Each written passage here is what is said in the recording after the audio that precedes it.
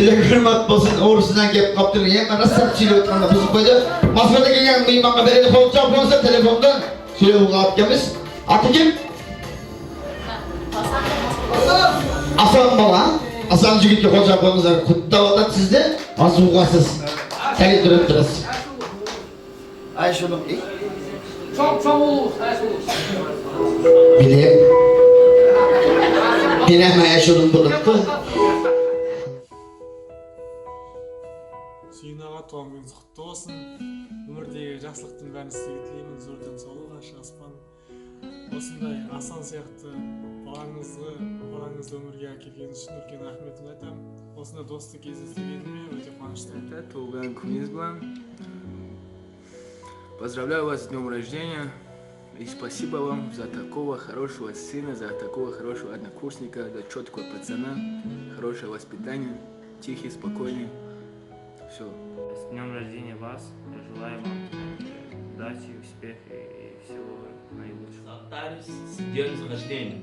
Я Шатан, Туран, Кунунус, Ата-апа, атаушы 50 жылдық мәреңіз құт болсын, сізге қалайым чінден солық өміріңіз ұзын болсын, жүзіңіздерден ешқашан жылмай кетпесін, ұшы ата-ене сүтін ақтаған жігіттерден болып, сіздер ұшыл даражаға жетістіктерген үшін чоң рахмат.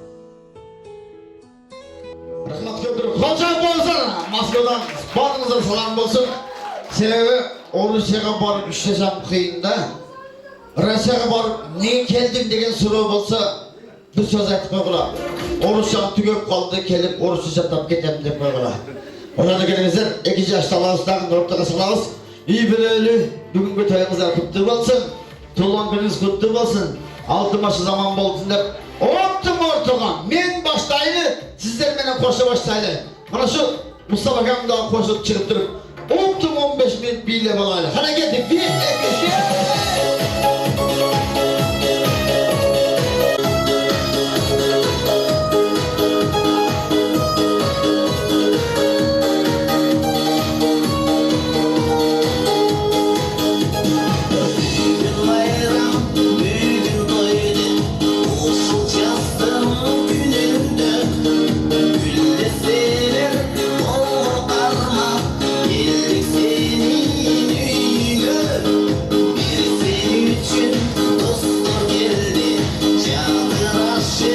Çaylaşıp